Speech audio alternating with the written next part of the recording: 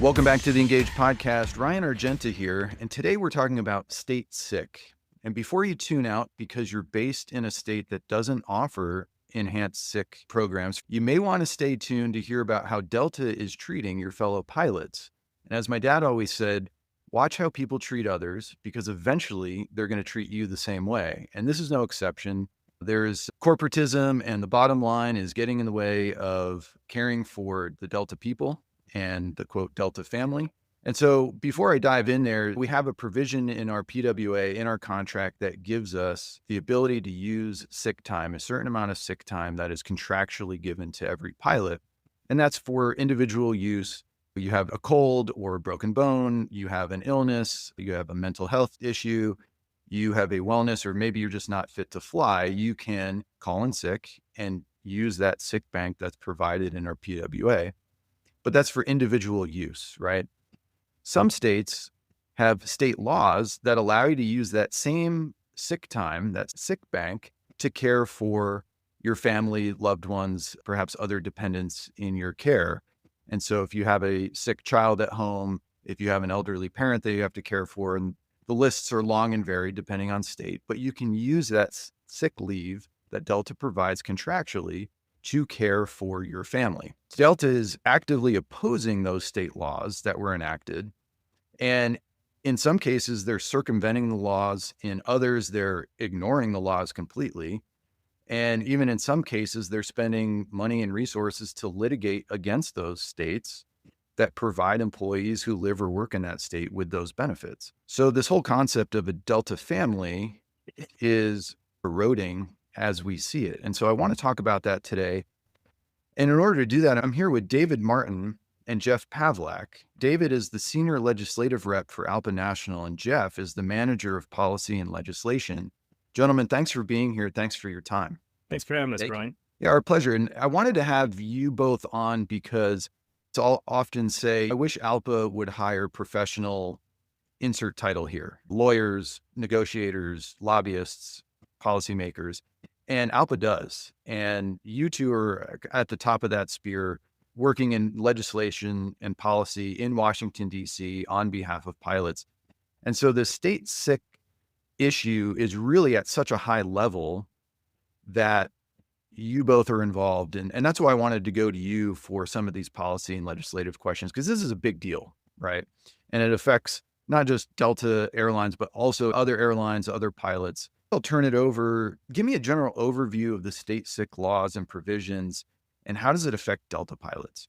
I'll take that one. This is Jeff Pavlak. States have been, for a long time, but increasingly with frequency, giving people that are based in the states, employees, sick leave rights. And that can mean any variety of things, but generally there's some grant of a certain number of days of sick leave across, at this point, probably almost a dozen states. And importantly, I think for Delta pilots, it's not just that you get sick leave, but usually these sick leave policies provide essentially a shield against the employer, allowing you to take the sick leave more easily than you would, for instance, under the contractual provisions.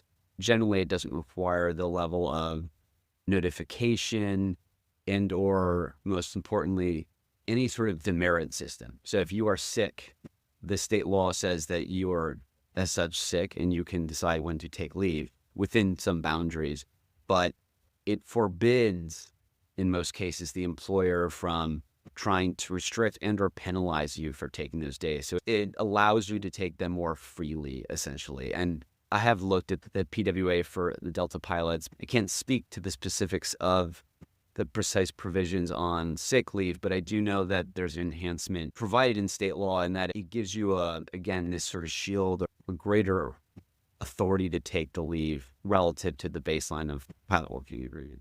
So that's a great kind of a high level overview. And we are recording remotely, by the way. Jeff and David are both in Washington, D.C., where they belong, frankly, doing the work for us on the ground there. So I wanted to point that out. But for Delta pilots based in L.A., Minneapolis, Detroit, Seattle, and New York, those are states off the bat that have state sick programs. Michigan is now into legislation for enhanced sick leave programs. And so pilots in those bases are familiar with state sick, and they're also probably familiar with Delta's ongoing efforts to prevent them from using that state sick benefit. David, tell me about what's going on with Minnesota and now Michigan specifically. How have Delta's policies changed or been updated? What's going on in those states? Yeah, so I'm going to let Jeff kind of chime in on Minnesota. I'm going to do that one second because, as some of you are aware, Minnesota passed their earned sick and safe time law last year, and currently it's being litigated by Delta Airlines. So Jeff can speak a little bit more to that. In Michigan, Michigan's paid sick law was just stood up this year, and a little bit different pathway than Minnesota. Minnesota did theirs straight up the old-fashioned way, legislatively. Michigan was a citizens-led ballot referendum, and several states are doing that. And it's a growing trend, particularly in states where you may not have a legislature and or a governor that are open to standing up such policies. So in Michigan, the ballot initiative passed like 7 years ago, and it was under an unfriendly legislature who did an adopt and amend strategy and basically carved pilots and flight attendants out and weakened what the citizens voted on initially. Fast forward to last year, the Michigan Supreme Court said that that particular legislature couldn't do that. It violated their constitution. So the Michigan legislature enacted what the citizens actually passed, which we still had an issue with, but we were able to work with the AFL-CIO and legislators in Michigan to ensure that we are included in the Michigan Paid Sick Program. And we were able to capitalize on that opportunity to make sure that pilots were included in the Michigan Paid Sick Program. Additionally to your question there, Ryan, I'd add that obviously the law is clear. We qualify, and that's what we're hanging our hat on. However, Delta in this case is telling pilots that we don't qualify using a variety of reasons. The most recent that we're hearing is that a majority of our work is not performed in the state of Michigan. Jeff, I don't know if you want to pick up on that and then go into the Minnesota litigation. Yeah. Thanks. What I'd say too is where we're at is, as David mentioned, we were able to successfully amend the law this year to not only ensure that pilots and flight attendants, quite frankly, are covered, but we did so more aggressively than in some other states because there were some accrual issues in the underlying law. Pilots don't have normal jobs where they work, say, 40 hours a week. So we put in a special provision, essentially, that relates to a federal law that we had passed. Long story short, it gives pilots an easier method of accruing. Essentially, you just need to meet 60% of your contractual minimum to qualify, as opposed to work a 40-hour work week, which you can't legally for a variety of reasons in federal law. And what's happening now is not only is Delta pushing back and not complying, but the contours of the law are complicated because there's a provision about employees who are subject to collective bargaining agreements. And as such, what is going on now is that as part of your contract, you and your employer have submitted different interpretations of the underlying law to the state of Michigan for essentially clarity of interpretation. It is our view that pilots are covered without question. The law is very clear, and we were very deliberate in what we put in the law. And our expectation is that the state of Michigan will respond to the Delta pilots in the affirmative to make it clear that you're granted such rights. But certainly the airline itself is lobbying against trying to grant you those rights. It'll take some time to clarify the law and allow pilots to access it. But again, the law is very clear. So our expectation is that you ultimately will be covered in a clear manner under the law. So Jeff, that's a great point. These laws are clear. They provide these provisions to employees. There is no carve out for pilots necessarily. Delta management blatantly acknowledged its position on state sick. They're not hiding the fact that they are trying to circumvent or upend certain legislation in these states. And in a recent DeltaNet article, they said that pilots and flight attendants only spend, quote, a minimal time in any given state, and therefore they don't qualify for the benefit. But if you live in Minnesota, you live in Michigan, you live in California, and you're saying, I just spend minimal time in these states, that's not really in the spirit of taking care of your employees, right? And the fact that they're challenging state legislation, right? This comes down to dollars and cents, right? There's probably some financial benefit to a company to exclude, or they think that people will use their sick leave more if they are able to use the state sick. But my question to you, these high level things, how can a company just ignore state law? Good question. I'll back up to the front and get to the end of the question. Is just that, for clarity's sake, to the pilots, when a state legislature, for example, says that you're covered under a state sick leave law, pilots are no different than someone who works at Home Depot or a teacher or whatever type of employee. Delta has created this novel argument that because our members can and do engage in interstate travel and transportation, for some reason they are no longer covered by the law. That's just not true. And we have states, just to take an example, for Alaska Airlines pilots covered under the Washington paid sick leave law. They don't forfeit that time the minute they leave the state of Washington. It's not how it works. Pilots are no different than anyone else. If you are based in the state of Michigan or you're based in any state that has paid sick leave law, you are treated like any other employee. So I'll just say that. To the answer, how they can or do evade it is they have chosen in some states selectively to not comply. It's part of a larger, and we'll get to this later, but a larger sort of view of themselves that they don't really care and they believe at a fundamental level they're not subject to these laws. And so they are evading the law. For the time being, for example, in Michigan, they are saying there's a variety of reasons why this state law is not clear enough for them to comply, which is totally not true. So what happened I know you're talking about Michigan, but what happened in Minnesota? Because for a long time, Delta was approving state sick. They were abiding by the law. And then all of a sudden, just a few weeks ago, they said, you know what, never mind. Unilaterally, we're no longer approving state sick provisions in Minnesota. So that would be Minneapolis-based pilots for Delta. And we actually had pilots who were out on state sick during this time. And their chief pilots are calling them saying, you better figure your stuff out because we're not paying you sick time as of today or tomorrow. And so these pilots are stuck out on a limb saying, what do I do? Do I take my own sick time? Well, no, you can't because you're not the sick party. What was the deal in Minnesota? Yeah, so in Minnesota, just to back up a teeny bit, we went in David and really the pilots that are based in Minnesota, did a lot of legwork. The original law did carve us out. It basically said flight crews are not subject to paid sick leave law. And given we have a large presence in the state, we went in and we changed the law to say that, in fact, flight crews are covered under the law. So we were covered for a period of time where Delta was complying with the clear black letter of what the state legislature put in. What they decided to do is to have their trade association, Airlines for America, or A4A, sue this state, essentially saying that under something called the Airline Deregulation Act, which is a law that Congress passed to deregulate essentially the customer-facing components of federal regulation of airlines, that they were not subject to state laws, state labor laws, or state sick leave laws in this case. And so they filed suit to sue the state.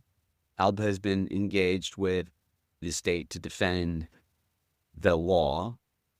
But as a result, since we're engaged in litigation, they decided they're no longer going to cover pilots as they were doing previously, and they're going to seek to essentially litigate this, which they've done in a number of states and frequently lost. But that is what's going on here. It's mind-blowing to me, right? Again, as an employee of Delta and really a loyal employee to that company, and I'm based in Washington. I'm based in Seattle, where there is a state sick provision, and I've used it. I've also been denied for it. So I've been on both sides of that coin. And I'm sure others can relate to that. Others can feel that pain.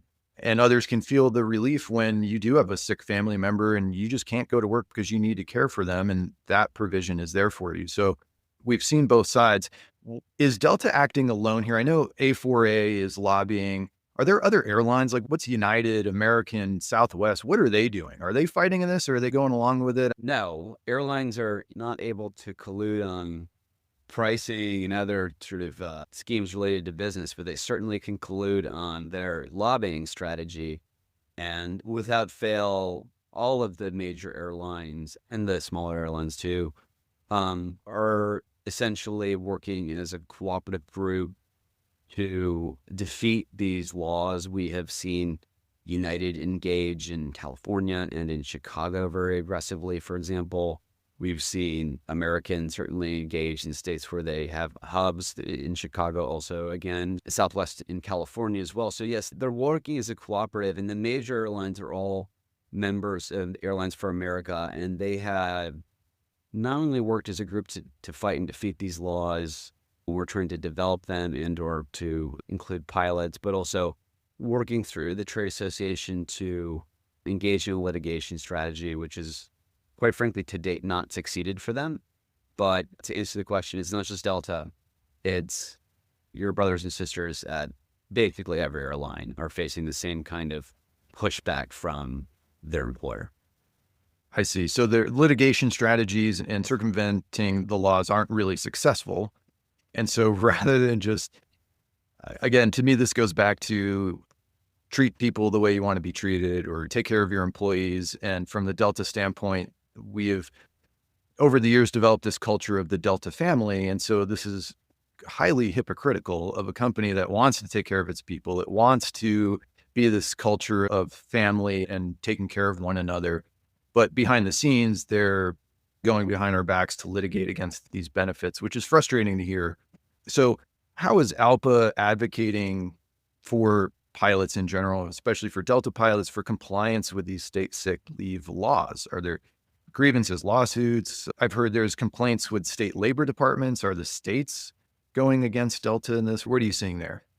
So I can answer some components of this. Some of this is really handled by the ALPA legal department. But yeah, I will say this. In many states, we have worked cooperatively with the state governments to defend laws, for example. So less maybe for Delta pilots, but in Colorado, we've been worked cooperatively with the state government in Colorado, who's defending the Colorado paid sick leave law, or family law, I think it is, against Airlines for America, who's brought suit, and the airlines in Colorado have not complied with the Colorado law. It's obviously also the case in Minnesota, and ALPA had filed essentially a brief to support the state of Minnesota, which is very robust in support of leave. So yeah, basically across the board, we've both worked not only with legislators, but in the cases where there have been litigation brought by the airlines, we have worked with those states to support them in whatever capacity they need to defend their laws. In terms of the compliance issue, and I really refer to the legal department in ALPA as not only the body that regulates this, say a Department of Labor, know that they've gotten a denial, but depending on the state, there's processes, for example, fining a company if they're not in compliance in theory, or other remedies the state can bring. I think the members would be really interested in the lengths that the airlines and their trade association would go to, dating back to the inception of these laws. In California, Minnesota, and even Chicago, the airlines told decision makers that if they included pilots and flight attendants in their paid leave programs, that they would not fly out of those states anymore. Think about that. California, you're going to pull out of the 5th largest economy in the world over paid sick. So all that to say that they're playing hardball from the very beginning to the very end. Can I add something here too? Yeah, absolutely. Just for people's background here too, the airlines are fighting this, and they've been fighting this for a long time in the courts. Here's a little bit of just history so folks know. So a long time ago, right, back in the old days, the federal government regulated prices, routes, and services. There's something called a Civil Aeronautics Board. This is before deregulation of the airlines in 1978. And essentially the federal government was regulating the customer-facing business components of the air carriers. And for a variety of reasons, the federal government decided to unwind that. So they passed something called the Airline Deregulation Act, which was essentially deregulating the federal government's oversight of the business component of airlines. They used to regulate everything from where you could fly to what prices you could offer, et cetera. The airlines have suggested that the Airline Deregulation Act somehow, when it deregulated the business components of the airlines, also essentially wiped out all state labor laws, basically saying that that no government can regulate in any component labor and employment issues. And it's just not the case. What the Airline Deregulation Act says in its black letter law is that it regulates prices, routes, and services, period. Those are all customer-facing components of the business. Those are not related to labor laws. To the extent that labor laws affect an airline, for example, it's extremely tangential. And so the courts generally have agreed with us and said that no airlines. In fact, what the Airline Deregulation Act says is very specific, and it relates to the customer-facing components. I just add all of that background because without fail, every lawsuit that comes in Minnesota, Colorado, you name it, it's all the same scheme. And on our end, what they've done beyond sort of the litigation components, so they've gone in the last two FAA bills, which are these big omnibus bills that essentially deal with pilots and aviation, they have sought to change the Airline Deregulation Act to add in several words, for example, related to employment, labor, and scheduling. Because they cannot achieve victories in the court, they are trying to go to the federal government and change the law and say, we're going to add all these words in that say that these issues are preempted so that states can't regulate them.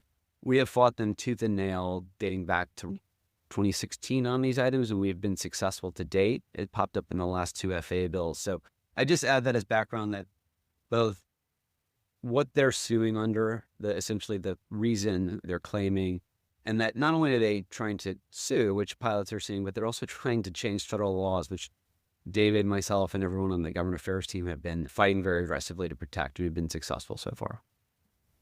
Which I think highlights how big of a deal this is for Delta, for the airlines. So there's some bite here with these state sick laws. And you've spoken beautifully to the higher level ALPA National, the legal issues, the legislative aspects to it.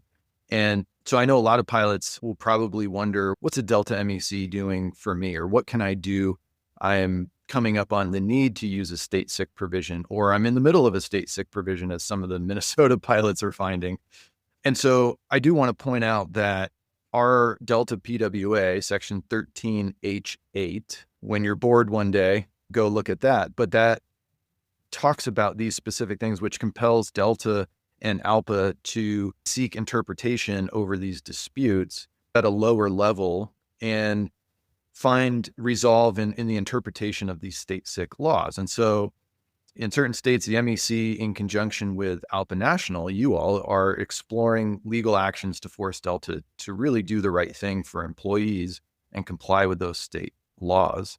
Unfortunately, these remedies take time, right? These legal actions, changing laws do take time. So for pilots in immediate need or in the near future, what can pilots do to use the state sick? How can pilots document and assert their rights? What does government affairs need from Delta pilots? We've been talking about it, obviously, directly with pilots. We've been talking a lot about it at ALPA National. I think the first recourse is obviously talk to their MEC, and you talk to their LRC, because in government affairs, we don't possess the tools necessarily to enforce things. We can go to a state agency and say, hey, the law says X and it's not being followed. You need to do that. And then from there, we can figure out collectively, both with the MEC and ultimately ALPA National, what the right process is, because every state law is different. Any state law could have different remedies. So there's not a perfect answer. That's what pilots can do on the front end.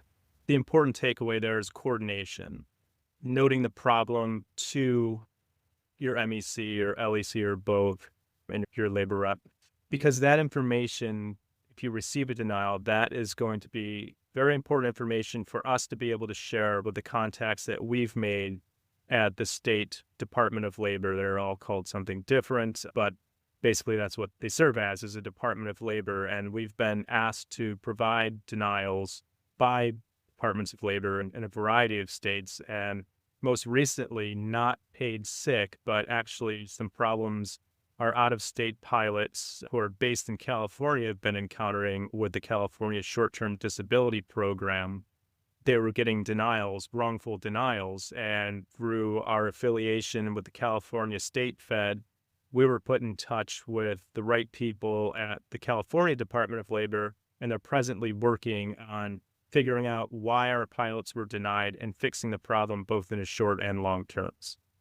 Gotcha. Yeah. So I see this as really a two-pronged approach, right? On one end, this is a much higher level state, federal legal issue that ALPA National is handling on our behalf.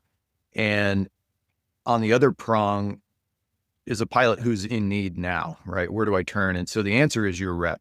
If you're in a state that has a state sick program, if you have questions about it going into using state sick, if you are in the middle of it or you're having an issue, if you're feeling retaliated against by phone calls from chief pilots who are calling Delta pilots to, quote, counsel them on state sick, call your rep. Politely hang up the phone and call your local rep.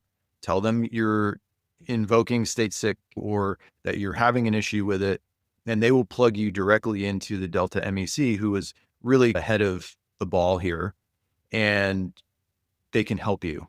So don't feel like you're alone. Don't feel like this is such a high level issue that you can't be helped or that this is spun out of control, because it hasn't, right? These are state laws. These are things that are there to help you. So again, backing up, slow down, take a time out, make sure you're fit to fly. And if you're not, use your own personal sick leave, but then call your rep and they will plug you into the Delta MEC and take it from there. And I will say a state sick denial doesn't happen right away. When you use that state sick, it goes through just like a normal sick, no questions asked, you go about your business, and then it goes to pilot leaves at Delta.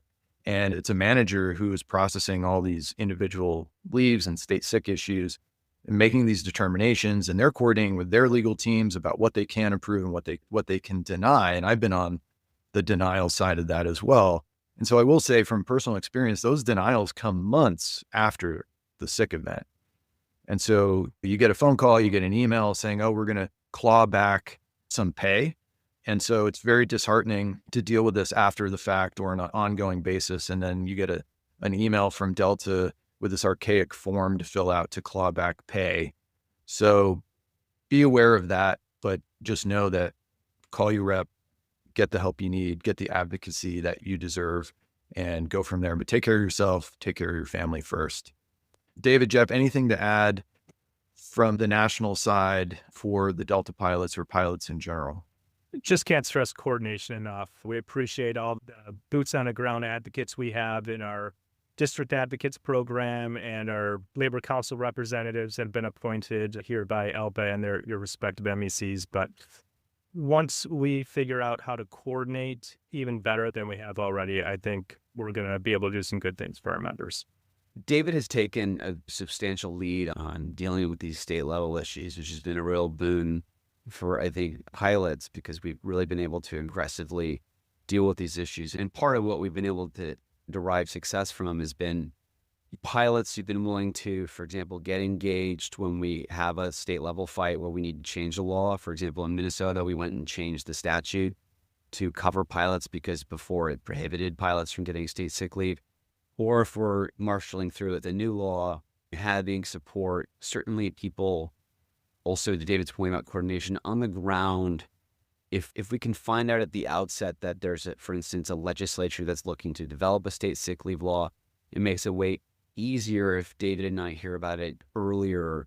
So eyes and ears at the state level, both to be aware of things and also to engage and get coordinated with us, makes our job so much easier and so much more effective. The places we've been most effective have been where there's been substantial pilot engagement. Just to take an example for Delta, Minnesota and Michigan, David's done a ton of great work in both these states, but without the pilots, obviously, a lot of this doesn't happen. Our charge at ALPA National is to make sure that pilots are covered under state sick leave laws, family laws, et cetera. So we will do everything we can. And if pilots can be engaged, it just makes it that much more easy for us. Yeah, and the pickup, if you can let us know that there is a ballot initiative, if you're reading about that in your local papers or hearing about it on your local news station, that helps us out as well, because people writing the ballot initiatives don't understand how our hours accrue, and we have to go back and fix it legislatively. So if we can get that at the beginning, we won't have to deal with it legislatively. Yeah, that's a great point. The title of the show is the Engaged Podcast. Stay engaged. I know this seems high level stuff, especially when you need to use your state sick. But again, through your reps out to government affairs, through your reps, David and Jeff will take it from there. They need to hear about these ballot initiatives. If you hear rumblings about whatever, the pilot rumor mill is very robust. So if you hear that, it's worth bringing up to government affairs, to your rep, even going direct to David Martin and Jeff Pavlak. And then going back to really the root is, if you are using state sick or you need to, take care of yourself and take care of your family first. And just know that ALPA have your back. They will take care of it for you. The very short term, dealing with management, dealing with chief pilots. So you're not going alone. Reach out to your rep. Stay tuned and stay engaged. David Martin, Senior Legislative Rep, ALPA National. Jeff Pavlak, Manager of Policy and Legislation. Thanks so much for being here. Thanks for the time on the podcast. And of course, for the work that you do, boots on the ground in DC for us. We really appreciate it. Thanks, Ryan. Appreciate the chance. Really appreciate it. You're listening to Engage, the podcast for Delta pilots. Follow us on Spotify, Apple Podcast, or your favorite podcast platform, and receive notifications when a new episode is available.